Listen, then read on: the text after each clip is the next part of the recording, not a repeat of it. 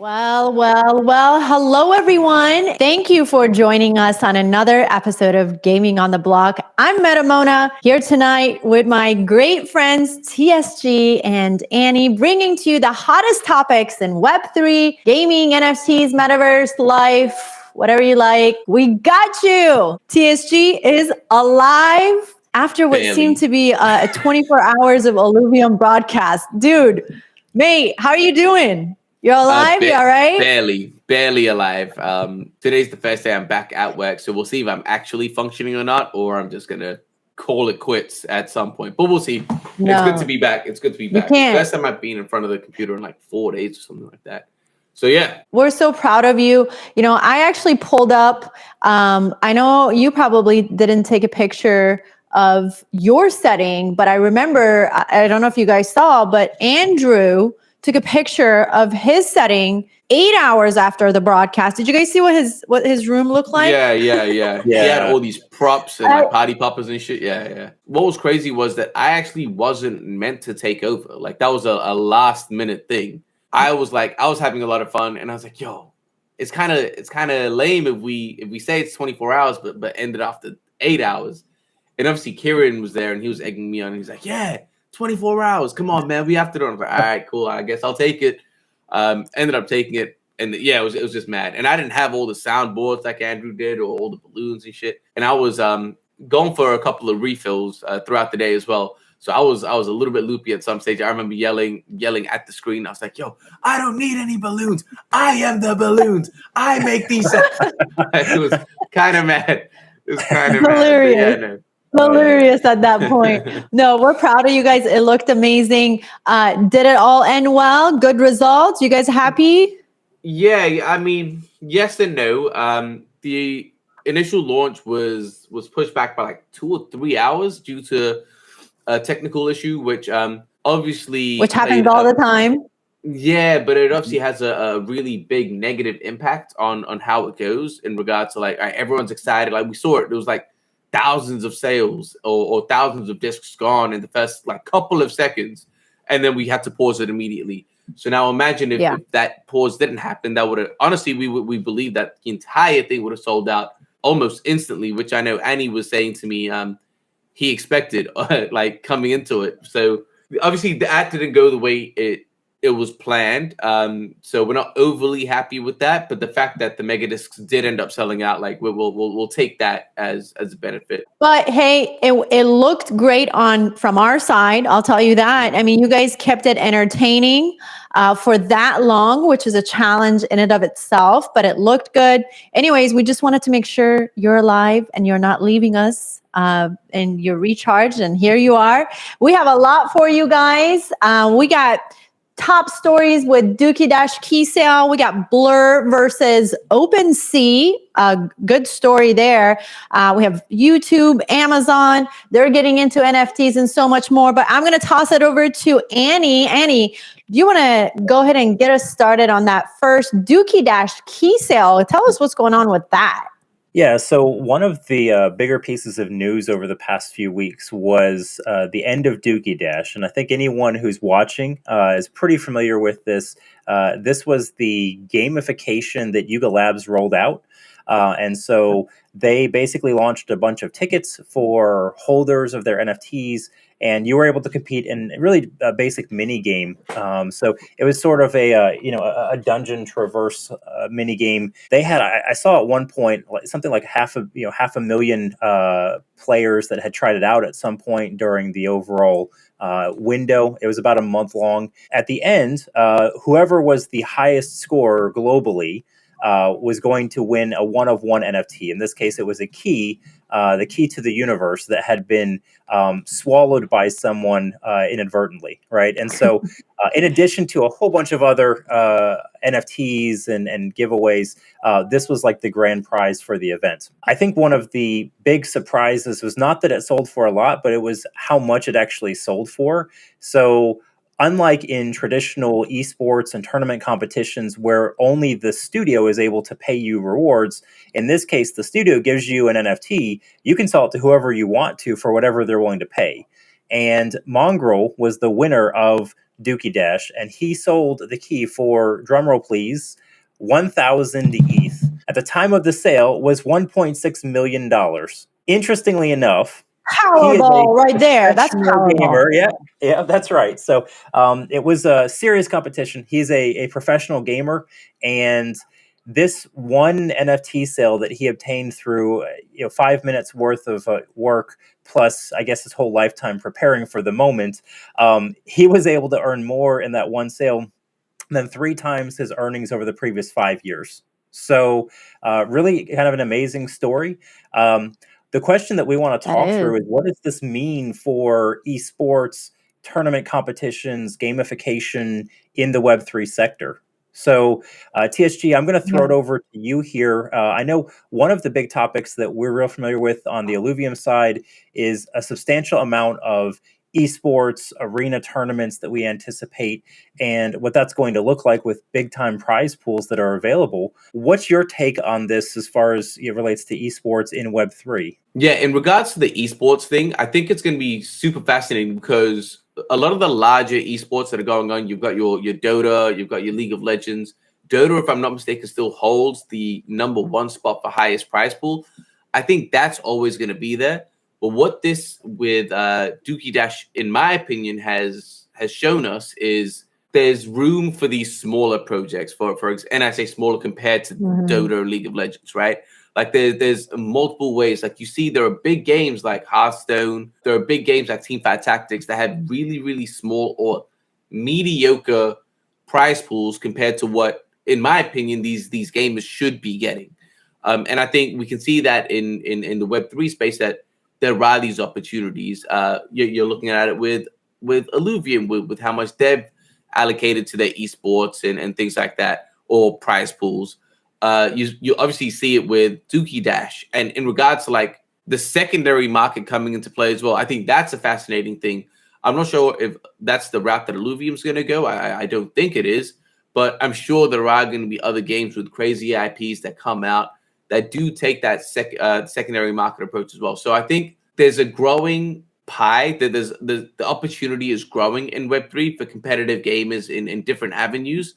That's 100% for sure. And I think that's a lot more, there are a lot more doors and opportunities in Web3 gaming for competitive gamers I see moving forward compared to traditional gamers, traditional kind of esports. I know there are so many big games that they just don't get support for esports, or the sponsors aren't there. And it's crazy that these are massive games. And I always have to mention this at least one time, but Smash Bros is one of those games as well. Like it's a massive success for the Nintendo franchise. And the esports gets no support from Nintendo, gets no support from sponsors because Nintendo doesn't sponsor it. And it's just a risky thing, right? Like, but if you look at the console sales, it's, when it launched, it was the #1. If I'm not mistaken, to this day, it's top 5 highest selling games on the console from 2017, which is like 6 years. Like it's crazy. It's made so much money, and I think that's the way with a lot of traditional games. Even if there's a massive community, if the project or the company doesn't want it, it doesn't happen. And I think that's different with Web3. I think if the community is big enough, there will be some sort, like I say, whether it's a secondary market thing or something like that, there is just way more opportunities. So I don't want to make the claim that Web3 game, like esports, the future of esports is in Web3 gaming completely, because I don't think that's true. I think there's still the Dotas, there's still the League of Legends, there's still going to be those things there. But I think there's going to be, like, I look at that as the ivory tower.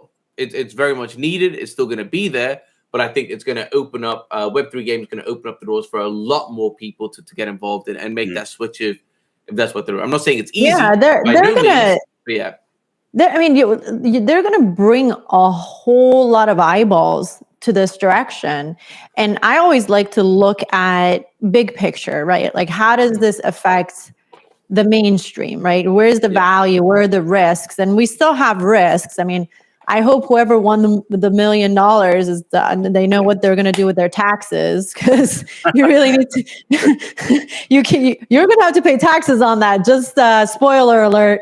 But no, I mean, this is these economies, these in-game economies that Web3 is offering, and we always say that gaming is going to be that lower hanging fruit and the lower barrier to entry for masses to come in, and these economies are what going to get people in as well. Now, don't get it twisted. We don't want people to come in because you're coming here to gamble and make money, because we want to build good games. But there's definitely something here that once is perfected, I think there's a lot of opportunity here. I personally, and I was telling Annie earlier, I love the token gating aspect of Web3 in competitive professional gaming, because I think token gating can definitely improve that gaming experience. I mean, it creates that incentive for players to hold and invest in the game token, which is going to help people stay engaged. They want to stay, they want to play. I mean, I don't know how long did it take that guy to win? Was it like 6 hours or something? Annie, do you remember how long that guy played? Yeah, I don't remember exactly. It was only a few hours at most, though. I remember. But it's also one of those situations where, he spent a few hours, but also he spent his whole life getting to the point where he had the quick twitch motor skills to be able to do that. But still, if you already developed that skill set, to be able to have that kind of a turnaround so quickly is pretty amazing. Yeah. And then and I didn't look into this, but how was cheating into this whole thing? Did people try to cheat? Because I feel like token gating would prevent cheating. Well, so the botting issue was a pretty prevalent topic throughout, and part of this, I think, it's back to your point that this wasn't a very complex game, right? This was like a 20-year-old type of game, pretty easy to set up a bot to run through it. Yuga, I think, was generally just counting on the fact that it was a pretty short window that someone wouldn't be able to set up a bot that was too good that couldn't be detected. As far as we know, they ended up wiping out thousands of scores by suspected bots. Hopefully those were all actually bots and not real players. Presumably their detection mechanics were in pretty good shape. But certainly it raises that specter that we have to be cautious of in gaming situations like this, where someone is using a bot. That's nothing new, and that's nothing specific to Web3. Whether it's an aimbot for FPS, whether it's just an AI engine that's playing in an actual RTS game or something similar. We know that that's going to be a risk always. There's some things you can do to help mitigate that, and so not having like zero entry barriers assists a lot, because if there's no cost to entry at all, you're going to see basically an unlimited number of bots flood into a world if there's value to be obtained there. So question then, so if you guys were billionaires, where does the key to the universe rank in terms of prizes that you want to purchase compared to a new jet or a fancy car or something? Hold on, let me think. A jet or a key to the world? A jet or a key to the world? I'm going to go with the jet. Okay. All right. TSG. I'm a billionaire. We already have a jet then, right? Okay, the key to the world. Because I already have a jet. Yeah, very good. I mean, if I was a billionaire and it didn't mean anything, I'll probably say the key to the world, just because it's a collector's item, right? And like we know that it could work, it might not work. It's a gamble, but it's a collector's. It's a bragging thing, being like, oh man, I got the fast thing. Anyone can get a jet. Anyone can get a nice car. I won't say like it means that much. It's more just the bragging rights of, I can get it. I can throw it away. I can never use it again as long as I know I have it. I'm realizing what kind of person I would be if I had money. It's like, I just want to have shit. Yeah. Yeah. No, I like your guys' take as well. I think too, kudos to Yuga. At the end of the day, they had not just the hype during the event, but also they got another week's worth of news cycle and run on the sale afterwards. I think while we recognize that in the same way Axie was sort of the entry into play to earn and the idea of using Web3 in an actual gamified way, this kind of goes in that same direction as a very first use case in a large scale project where we've seen it be gamified with a prize pool like this and with, a one-of-one type of reward. People want to be entertained, right? And sometimes just having a high risk, high payout does that, even if you're not the one who's playing, right? There's something, about watching that sort of an experience and seeing someone not click accept. This was the crazier thing, was, not clicking accept on an offer for 600 ETH, right? So, it was over $1 million, the very first offer, and the person didn't actually accept it for a couple of days until the second offer came in for 1,000 ETH, right? So, there's something to be said for that experience and being able to observe. And also, guys, think about it this way too. You have such a high level of rivalry going on, right? And you have all these eyes coming in. You have a huge community that just everybody wants this thing. So imagine the traffic that is coming through, and the advertisers are not here yet. Imagine if the advertisers were here and they could start advertising to this entire community. Now you have a whole ecosystem. So I'm thinking like 5 years from now, right? Yeah. When we have these types of communities and rivalries and in-game economies, and then you have the advertisers and you have the brands coming through, this could be a whole ecosystem on a whole nother level. I just wanted to add that in there. Yeah. Which Web 2 hasn't been able to do, by the way. Web 2 games haven't been able to do. That's right. And so I think on that note, let's transition and talk about some of those companies, because at the end of the day, we have seen Web 2 companies try to enter the space. And over the past few weeks, there's just been a whole, the whole next round of communication for these projects as companies are coming in. And so we've seen in the past few weeks, YouTube, Amazon, and Pokemon all have pretty large announcements about entries into the sector, right? And so YouTube's new CEO is reportedly much more Web3 friendly based on statements that we've seen.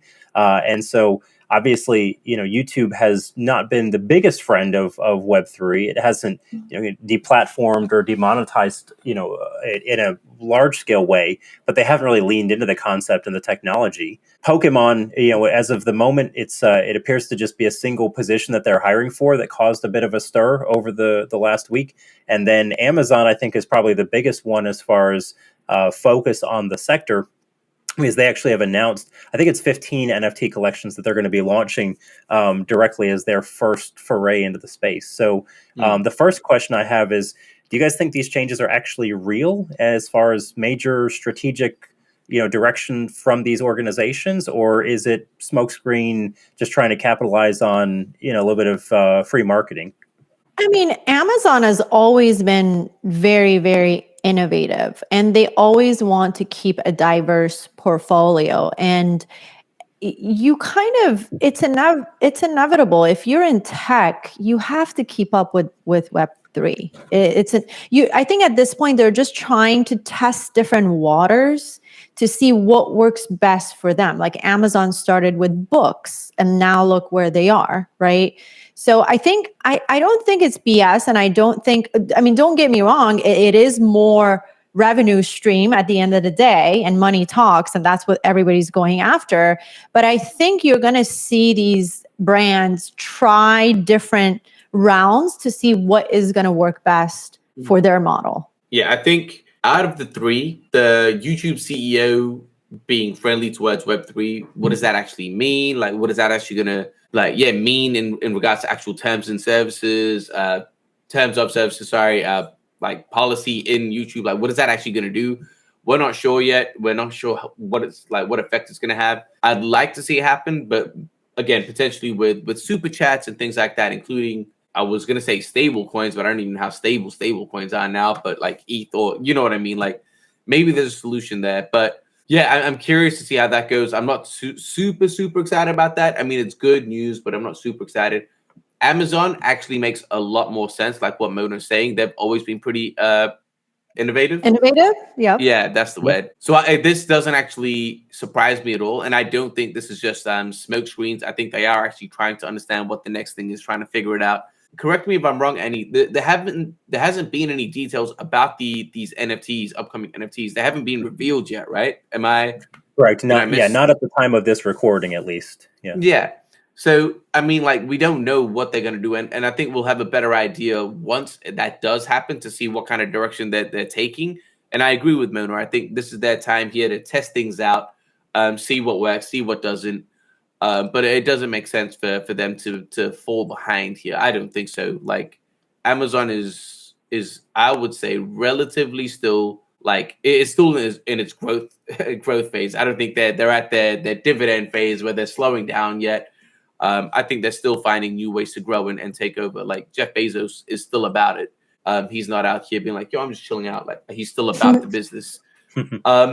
Regarding the Pokemon thing, Annie, I really want to spend some time on this one, but I know you've got a bit of a hot take on the Pokemon thing. Do you want to share your opinions on the other two and then Pokemon? Yeah. And we can have a chat about that. Yeah, I'm happy to. I think for YouTube, it's sort of the situation where I'm also in a wait and see mode as it relates to Twitter too. I could see both of these platforms turning to Web3 token structures of some kind for monetization practices. I mean, imagine if instead of giving likes to a video or to a particular post, you had tokens that you could allocate it, right? And based on those tokens, there was actual meaning behind them. Maybe you can't use them as, your own, but you can basically mint them by watching. And then, you basically give your likes to people that are creating good content. Of course, there's risks, from bot standpoint, but generally speaking, I think there's a lot of innovation that could be put into play here by some of these large media and content platforms. Amazon, I'm the most bullish on for sure. So this one, I think we're going to start to see some real interest here in it because Amazon is so large, so well capitalized, and they've got such a big sort of product landscape that they offer. They've already got pretty good inroads into entertainment, right? You think about the Prime offerings that they've got, but they also have good distribution channels and structures. They certainly have fantastic marketing experience, and so I'm real curious to see what they're going to do with these first 15 collections. Part of me wonders a little bit if this is going to be kind of more derivative that isn't as valuable. I think we saw some interest with Reddit. In the same way as they unleash their first collections. So curious to see if that's going to be really lasting. Pokemon, to your point, yes. Oh, go ahead, Mama. By the way, Annie, I when you were talking about YouTube, I wanted to say YouTube is actually behind if you compare it to Twitch and Teta. Is it Teta? Teta, the other platform, because they're already doing decentralized streaming infrastructure, right? I'm pretty sure they are. And they also do have content moderation and governance. So technically, YouTube is kind of behind. I just wanted to say they have to keep up before they get left behind. Yeah, I think that's right. And I think that's kind of the same approach that we're seeing with Pokemon too. So TSG, to your point, my hot take was I'm probably less bullish on the announcement from Pokemon indicating that they're hiring one specific role for Web3. My guess is that they probably are spending more on subsidized coffee for their interns in a given year than they are on this one role. So maybe make an announcement if you've got 50 people that you're bringing in to scale up an entire division of the group. But if you're hiring just one person, I can think of quite a lot more rug NFT projects that have way more than one person that they're hiring, regardless of how good that individual is. So we'll see. But I think for me, some of these announcements are just trying to capitalize on market interest and hype. But what that does tell me is, whereas 3 or 4 years ago, most organizations wouldn't have even bothered making an announcement like this because it wouldn't have helped them. Now they recognize that there's so much interest in the space that even a very small announcement that they're going into the metaverse or they're going towards Web3 gains them a little bit of focus in the next marketing cycle that they wouldn't have had otherwise. Yeah, I think the Pokemon thing, and I agree with you. It's a weird one, right? The Pokemon one's a weird one because I agree with you. It's just one person. It probably isn't going to mean much. But what I think that role is not necessarily a development role or anything like that. It's more a research role, in my opinion. It's going to be researching and seeing how they can do this thing, like figuring that out rather than let's develop this entire thing. Benefit, of them doing that. And it's only, what was the percentage of, it was like 0.2% or something you said, Annie, of like, they of have like how a much 400 person studio that they're hiring this role into. Yeah, so it's like such a small amount. And it's interesting because the benefit of this is if they do this and it does get to a point where they actually build this out and develop this, it's going to be good because, in my opinion, they're going to botch it. There's no way that they do this well. So the benefit of that is that they introduce their community and they make it okay for their community to be about Web3 and things like that. And I think that's going to be a really good kind of onboarding tool into what we can do. And then they're going to realize that Pokemon isn't shit anymore. Like, it's just not the place to be. Like, we see 0.2% of their employees are going to be in this situation. I wonder how many of their employees or how much resources they spend on their games every year. I'm pretty sure it's going to be a lot more than that. And look at the reception of the games. They're botching those games. Guys, there's this game called Alluvium. I don't know if you guys have played it, but it basically...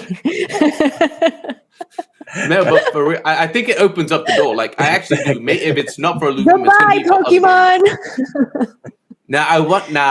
It's weird. I don't think Pokemon's going to go anywhere. I just think it's going to lose market share. I don't think it's going to. What's going to be their Web3 strategy? The one person they hired is going to come up with that whole strategy of the of the Pokemon Web3 guys. Watch out! This is going to be dangerous. What I think more than likely, he's worried that behind him on the shelf, they're going to start attacking me. They're going to jump on me. Yeah. Now, what I think is actually more than likely is that the Web3 thing that they're going to work on is actually going to be about the Pokemon trading cards. I don't think it's going to be about the game at all. I think the game is too far. Collectibles? Yeah. Because I think the gaming side of things is way too far ahead. Like, they're just so far behind that it's impossible. But that's what I'm saying. Like, it's that train is gone. That ship is gone. A plane jet, billionaire jet is gone. But they could also, and I'm not gonna like shit on them completely. Oh, there's no way they can do it. They could take the Google approach, right? Of, we're not gonna jump into it first. You guys figure it out. Once it's all sorted, we'll come in, take 5% of the market share. Like, that's fine. Like, they don't waste that much money. They don't do too much, but they still get some of the market share. And Pokemon being Pokemon, they can still take quite a decent amount. So they could absolutely take their approach. But I do think that it's more the collectible cards that are going to be doing the whole Web3 metaverse thing rather than them developing a game. Because, again, they're not the ones. They're not the ones developing the games anyway. Pokemon is not developing the games. It's Game Freak. The question is, does Game Freak have the Web3 developers and things like that? And I don't know that. I doubt it. And let me throw another idea out, because this is actually the point that I think is more likely. I would see this more as a potential prep for an acquisition. Remember, Pokemon prints money from their merchandise sales, right? They're making somewhere around $1 billion per year.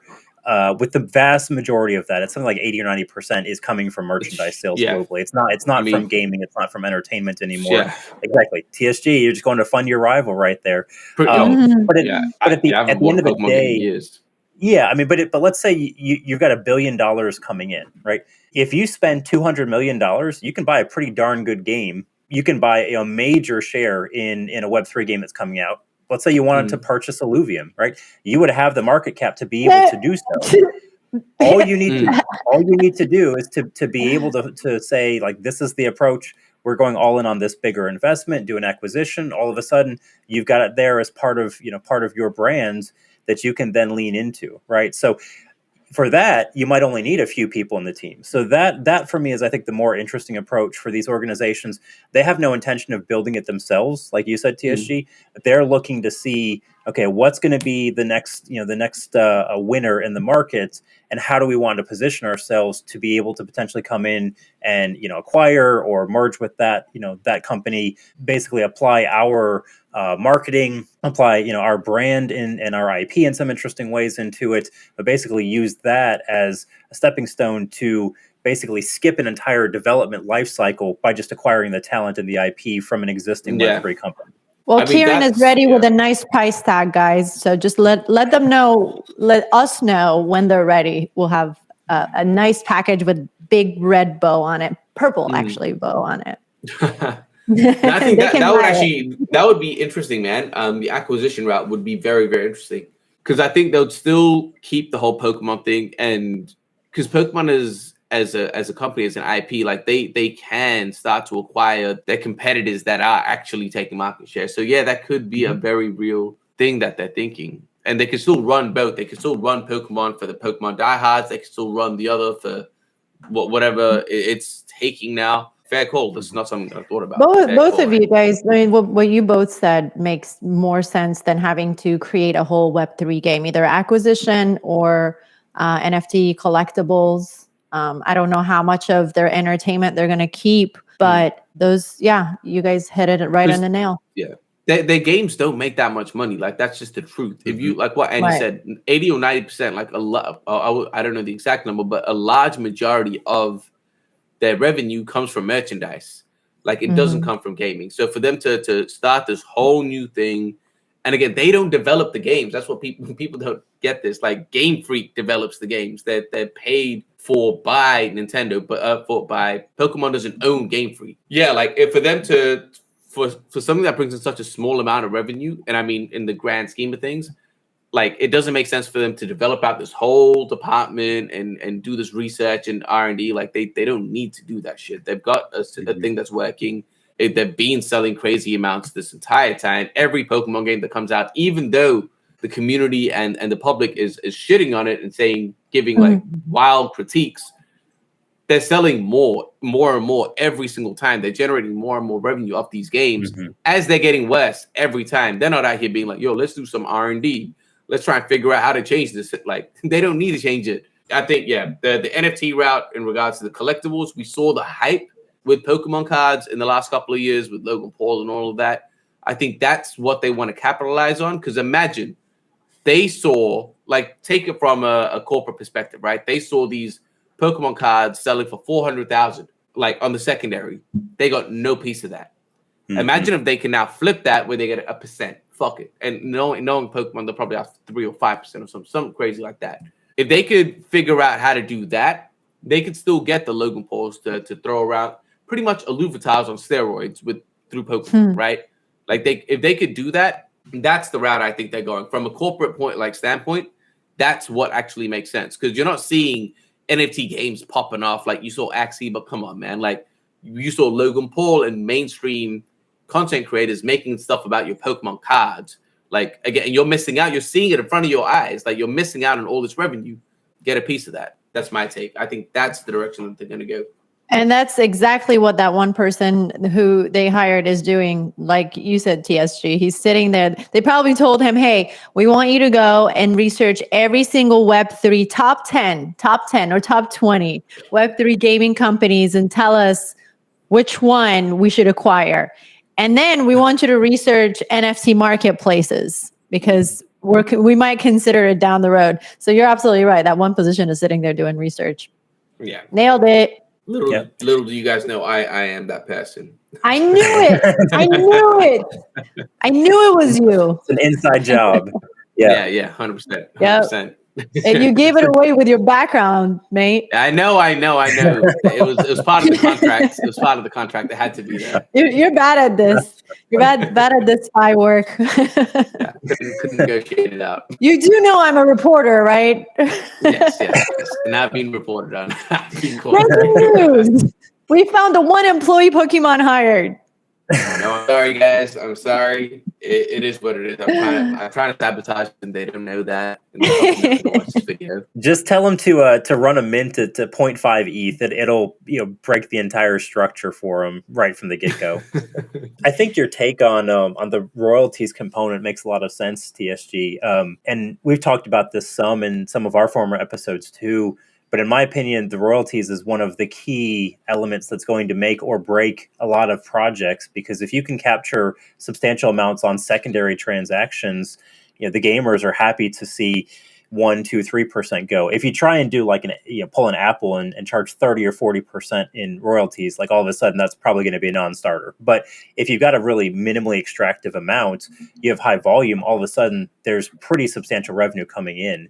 This though depends on marketplaces. And so one of the really interesting, and I think maybe longest lasting changes over the past few months has been what we've seen with Blur and Opensea. And so for anyone that isn't super familiar, Opensea for several years has been the leading marketplace for Web3 NFT exchanges, right? You can list, buy, sell, trade on OpenSea. Frankly, they haven't done a great job of making many user improvements or modifications over the past few years. And so you've seen a few competitors, It Looks Rare, for instance, and some others that have kind of entered the space, but not really gained a lot of traction.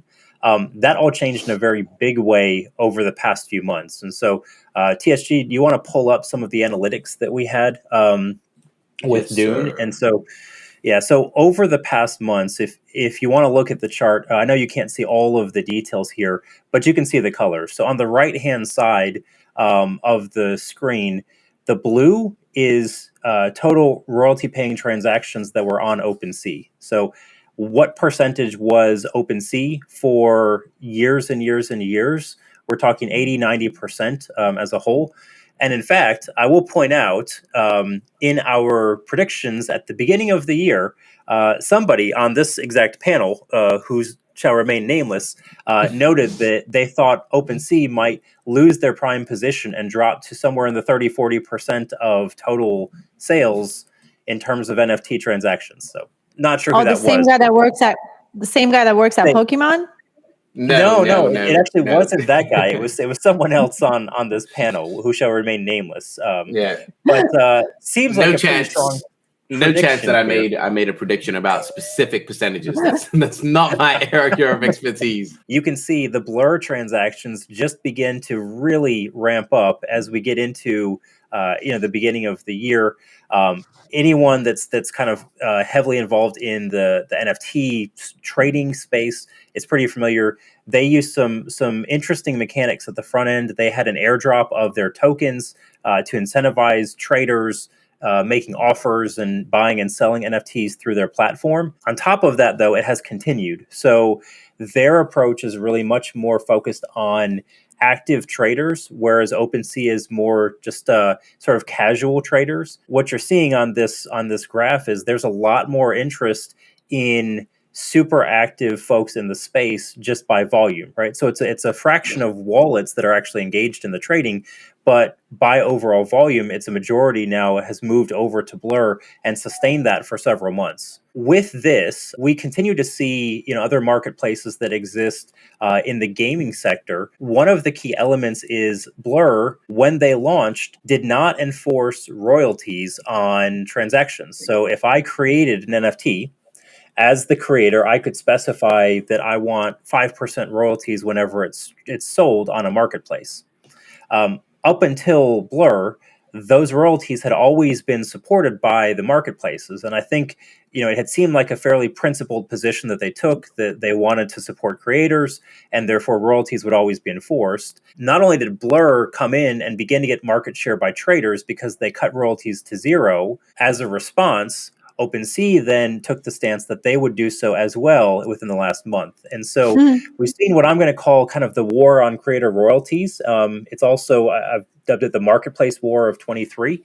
And so a lot of topics that are floating around here. What I want to start off with, though, is just from a principle standpoint, as you guys think about royalties and creators getting access to those, what's your take? Should royalties be something that just is completely untouchable? Is there a limit that you would say only up to a certain point? They should be supported.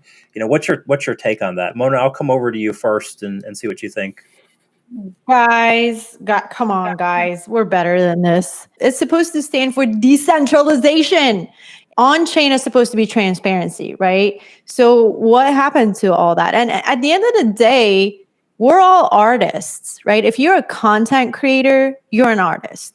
So are you good with not getting off-chain royalties for your hard-earned money or work? I mean, for me, I look at it this way. If the metadata for this show was stored off-chain and then someone is selling it and they're not compensating us for the work that we're doing, are we good with that? I'm not good with that.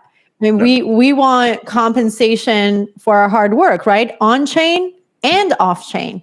And we need to practice transparency in the buying and the selling process, like you were saying. Transparency is so, so important. That's what we stand for. And to be able to verify that that these creators and ourselves are getting the right compensation, that's huge. But it goes without saying that, I mean, we're still early. This is still very nascent in NFT marketplaces. It's complex. We still haven't figured it out. But this off-chain metadata makes things complicated. And then we have things like speculation, celebrity endorsements, hype about a project, and it makes it difficult for buyers and sellers to navigate. But I think at the end of the day, this is all the result of failure to follow best practices. Really, we have to enforce royalties to stay on chain. That has to happen. Everything needs to stay on chain, and that needs to be enforced. I disagree that it needs to be forced to stay on chain. Like from a principle point of view, I agree. I think creators should get paid 100%. But also as a realist, I see what the market is doing, and if they don't want it to happen, it's just not going to happen. Like, it's not going to be forced on. Again, if it is forced, we see the same thing that happened with Blair. There's going to be an alternative that comes out where it's not forced. And the market's like, there's clearly a demand for not paying creative fees, which honestly sucks. I don't have a solution for this. If I'm being honest, like, I can take the stance that, creators should get paid. I think we all agree on that. I think the viewpoint, a utopian perspective that I have is that we all come to a consensus where a certain percentage is realistic and acceptable. And it's like, all right, cool. We just accept it. Like, and it is what it is, right? Like, if we're seeing 7.5, 10% royalty, we might be like, yo, that's a bit nuts. Maybe we all come to the consensus that, 2%, all right, 3%. If we see that it's 3%, let's just deal with it. Let's support, again, the creators. And that has to come out of free will. I don't think it should be forced. But I think, like, as a community, as society, we need to come to a consensus where, look, this is a percentage that I think this is like a royalty it makes sense. That's kind of what I hope to see, because I'm not going to say, we need to force that on, just because I know that that's not going to happen. And if it does happen, there's going to be an alternative. So the next best thing is that kind of coming to a consensus where we're like, all right, look, in a similar way that you guys in the States have tipping, right? For us, that's not a thing. Tipping isn't, if I'm not mistaken, it's not forced. Is it? Am I correct? It depends, right? So if you have a large party, but if you have a large party, true. Yes. The restaurant will actually automatically apply a 20% tip fee. So if you have usually like a moderate to nicer restaurant, if you have like 8 or more people, they automatically assign it, and you can't change that. Percentage of the sale. Why not maybe, and again, I'm just making this up right here, and obviously we're just having a discussion. Why not maybe do that? If it's over a certain amount, there is a forced creative fee of a certain percent that we all agree on. Like, take it. Let's say, by consensus, I don't know what the tipping rate is, because again, we don't tip. Let's say there's a tipping rate of a certain percentage. Do that for creative fees. Let's say it's 2 to 3%. And if it reaches a certain amount, if the sale reaches a certain amount, it's a guaranteed 5 or 7%. That's kind of the route that I would be taking. I tend to be in favor of the individuals just being fully transparent about whatever it is that they're doing, and then support the creator for that, right? So I think in most cases a lower percentage makes sense, just because you're gonna in a lot of cases restrict the volume of trading if people are looking at it and saying, I'm going to lose 10% every time that I trade this thing. That makes me much more reluctant to trade it, right?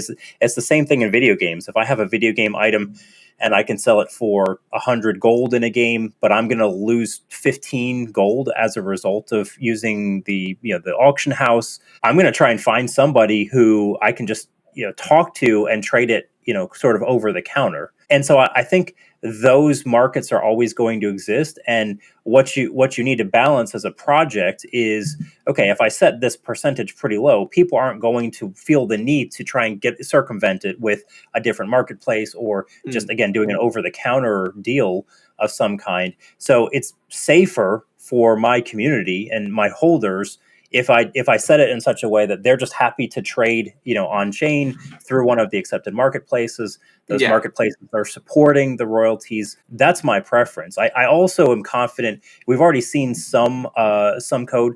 So remember, everything we're talking about here is programmable items, right? We talk about tokens, whether it's NFTs or just fungible tokens. This is just code, and so at the end of the day, you can make code do basically whatever you want. Please do. Let's do it.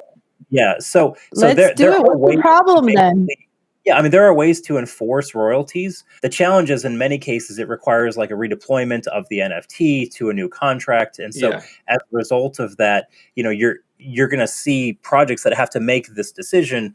Are we willing to live with, at the moment, the sort of equilibrium that's been found is both Blur and Opensea are enforcing a 0.5% max on mandatory royalties.